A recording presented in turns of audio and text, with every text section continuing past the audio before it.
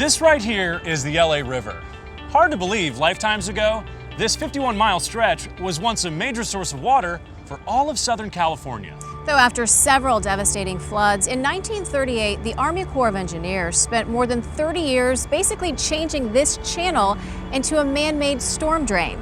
Hello everyone, and welcome to our KTLA 5 special, Heal the Bay, Turning the Tide. I'm Casey Montoya. And I'm Mark Mester. Amazing to be inside this iconic landmark that flows through the heart of LA's landscape. Well, it may not look like a lot, but this concrete creek is actually overflowing with imperative H2O information that can help turn the tide in California's water crisis. So Mark, you know that I love to ride my bike and run along this running dry river, and I know you love to surf where all drains lead, but do you know who else is sailing down this bare boulevard? KTLA 5's one and only Gail Anderson. Mark and Casey, thanks for coming to this history-steeped yet once deserted dump site.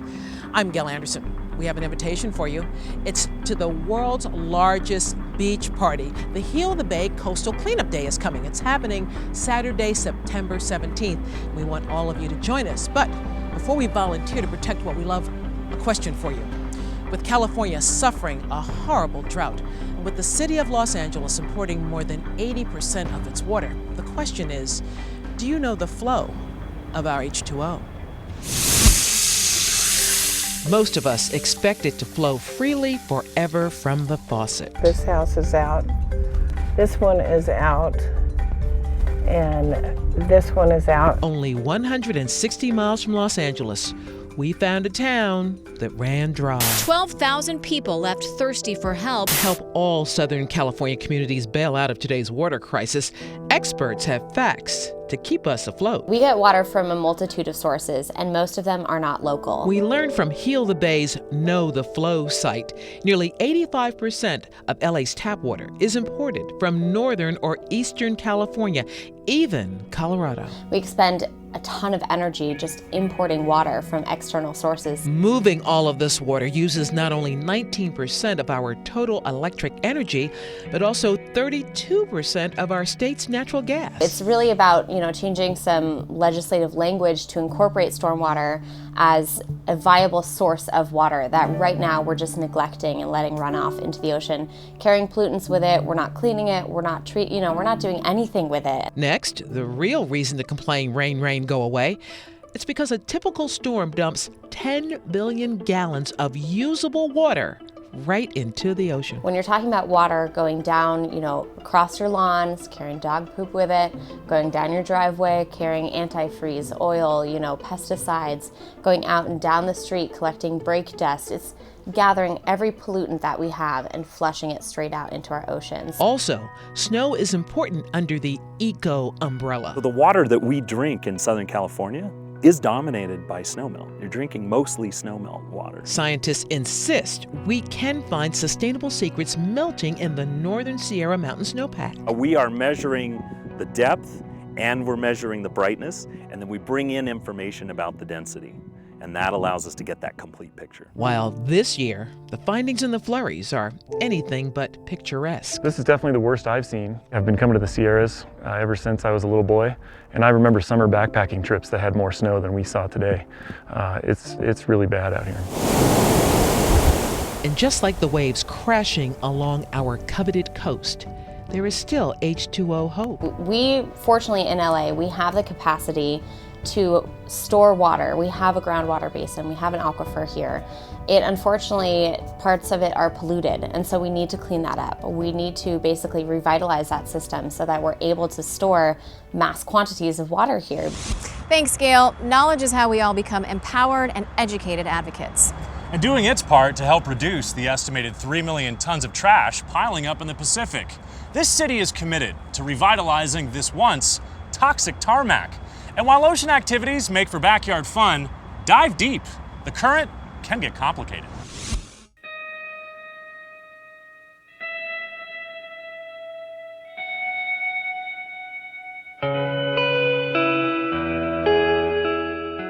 Once I started at the age of 10, it was a sport that it catches you. It grabs you. It's something that you want to continue to keep doing. And I'm 56 now, so I've been doing it a while. Maybe I grew up in that environment where we always thought everything would be here and the ocean would take care of itself. But Mother Nature, she's very angry right now. I think it's important that that the young kids will in fact become the stewards of the ocean. It's not all about just showing up and surfing and taking. You got to give back because the ocean gives us so much. Just one person can help turn the tide, and it can be really easy. So Mark, for instance, I make sure that I always pick up after my pets. What about you? Well, I always try that adage, reduce, reuse, and don't forget, recycle. Okay, we may look landlocked, a bit dry docked perhaps, but nothing can stop us from swimming upstream. Hey Gail, what's in the next wave? Coming up, we'll learn how the mayor of the city of Los Angeles is towing the line. We'll also learn about an app considered the best when it comes to searching for terrific and fabulous beaches. And we'll learn about a beach that's improving from polluted to non-polluted with the help of some very special birds. Heal the Bay, turning the tide. We'll be right back.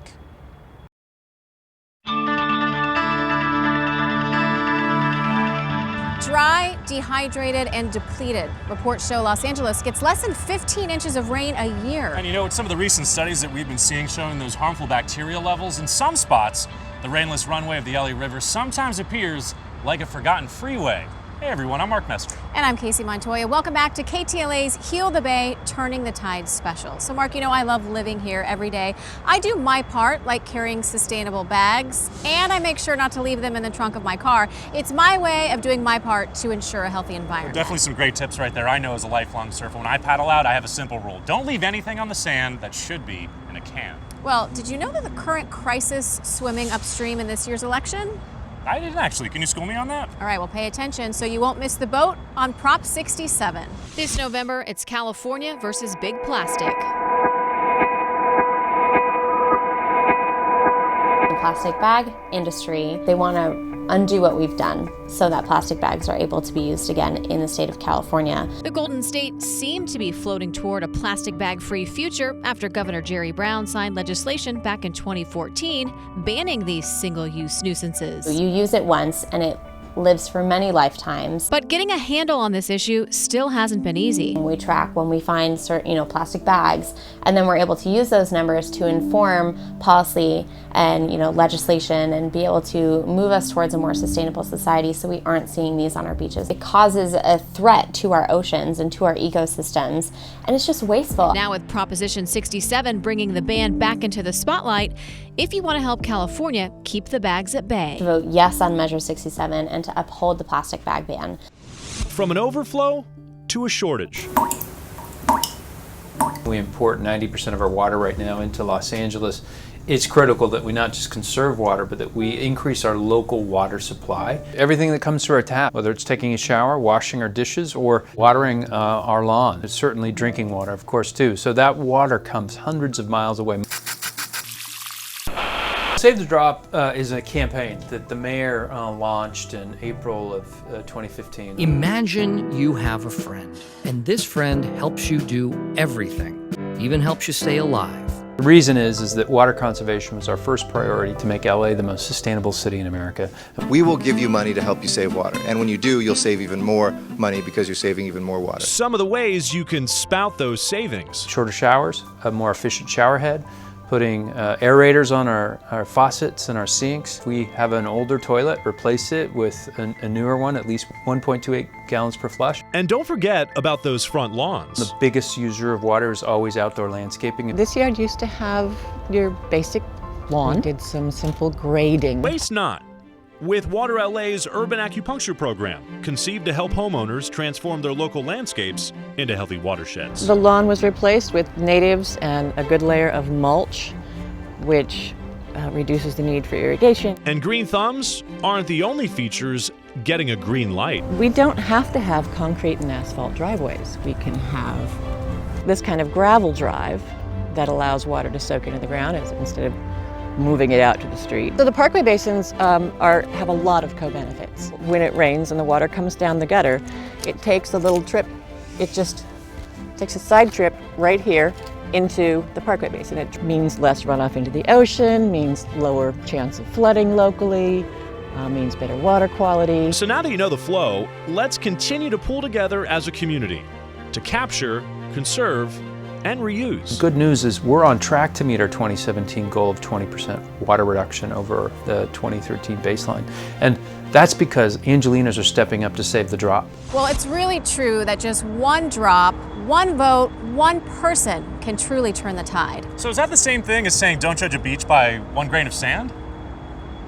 All right, maybe Gail can help a surfer out here. There's no surfing over here, Mark. We're in the middle of a bone-dry basin talking about Heal the Bay.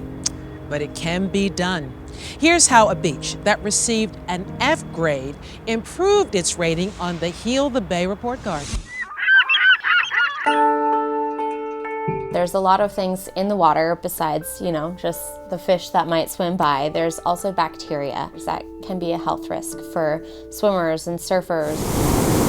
They are coastal playgrounds plagued by water woes. We take all the bacterial information from those counties and we turn them into a grade so that people can go on our website, they can go on our app, and they can say, okay, you know what, my beach is a C. And according to Heal the Bay's grading system, Hoochie Beach, located between Dana Point and San Clemente, well, it used to be a frequent flunker. There were hundreds of seagulls coming to this beach and they would defecate in the water, and which made the bacterial count go high. That's why they were receiving a grade F. So how do you resolve a pollution problem caused by pest birds? This one's a hawk. This is a female gerfalcon. He's an eagle owl. Call in the bigger birds of Adams Falconry Service to initiate Operation Gulls Be Gone. And we're usually here like 8 hours a day, maybe 4 days a week.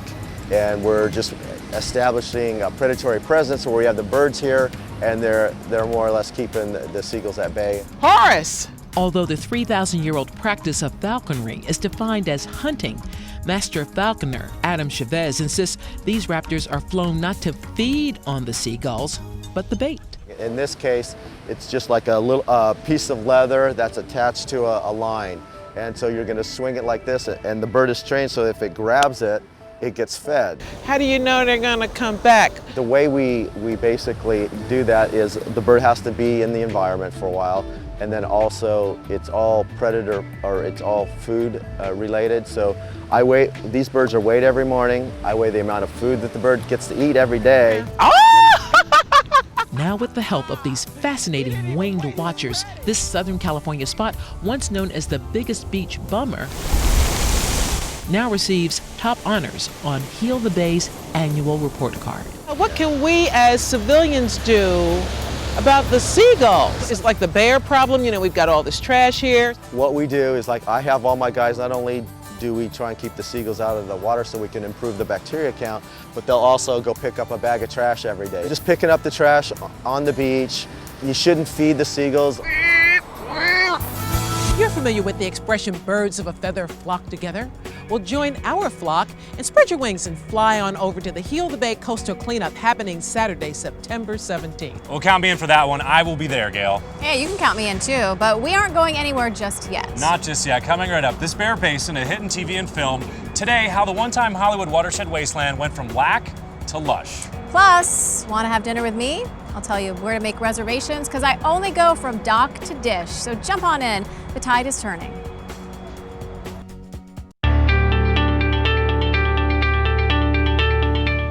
Welcome back, everybody. You may recognize the LA River from its starring scenes. We're talking every movie from The Italian Job to Transformers, The Dark Knight Rises, and who can forget when John Travolta drove that convertible when he starred in Grease. Good movie. Although you can see behind me, drab and drained, this area usually making headlines today as an urban wasteland. New test results on the LA River come with a big warning, and that is don't go in the water. Hundreds of volunteers are picking up trash at several locations along the river. But today there is a master plan that promises an H2O haven.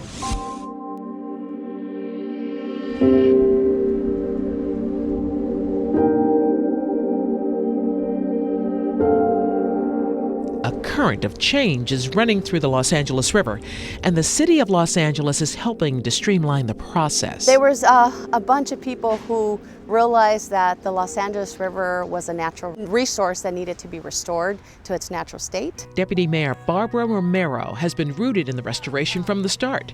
She's seen her vision flow through the 11-mile stretch of the recovered riverfront. We had over 100 meetings asking people to dream and envision and tell us what they wanted to see. Here in Marsh Park, the lush layout boasts beauty and functionality. This rocks is not just rocks. These native plants are not just native plants. It's a natural filtration system that the water can be captured and cleaned before it goes on to the Los Angeles River. And just a hop across town. Right now we are down by the Los Angeles River in a part of LA called Frogtown. The Frog Spot is putting a spring into this neighborhood's step. It's hard to emphasize enough the power of community. Gosh, there's so much to do here. You can bring your children, you can bring your dog, you can bring your mother. They're just like, where's the river? And we're like, right there. Go touch it, feel it.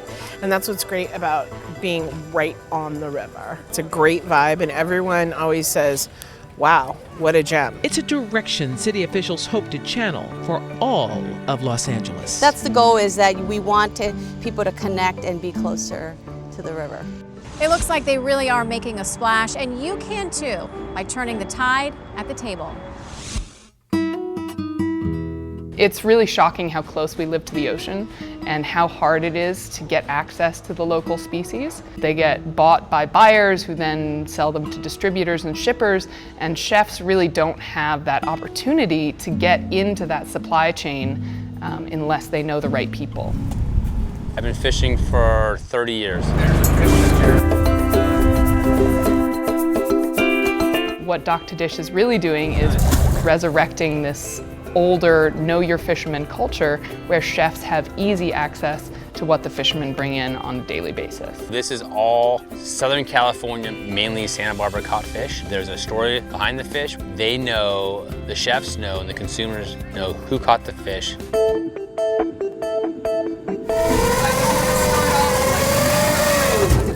We're trying to shorten that supply chain. Oh, looks like a copper.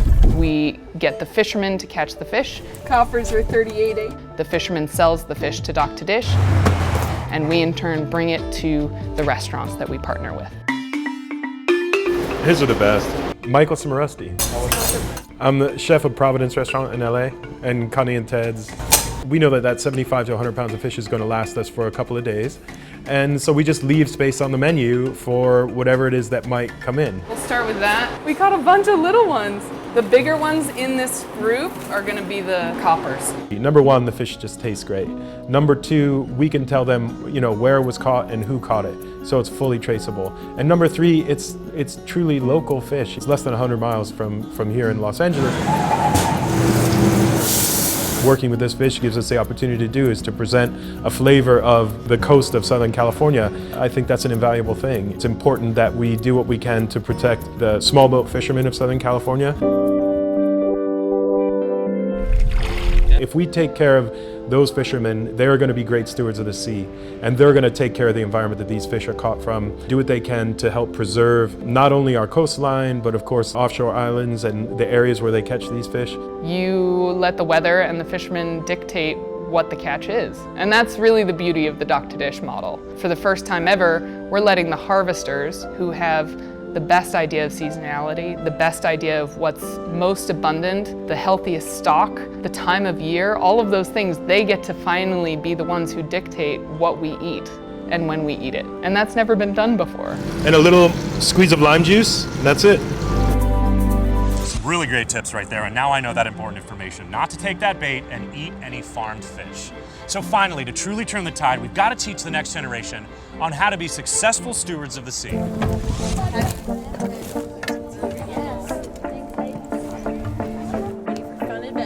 Good morning. Good morning. My name is John. I'm going to be captain with you. Welcome aboard, Irving Johnson. Local nonprofit Reef Check is bringing the ocean to the inner city. This is called the SOS program. It stands for Student Ocean Scientist. Hey!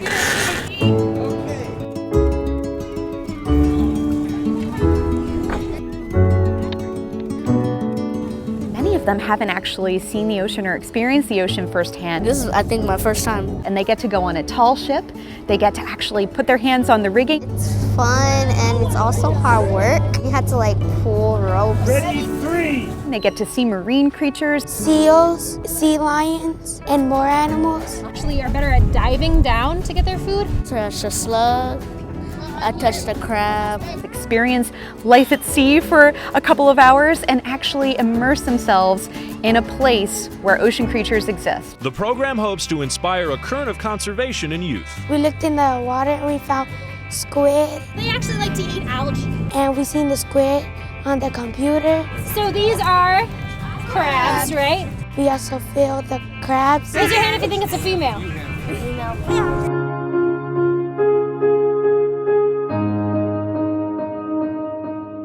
I think children are the most important people to teach about our oceans because not only do the kids absorb information like little sea sponges. I learned about how to keep the sea from polluting, what kinds of animals live in the ocean.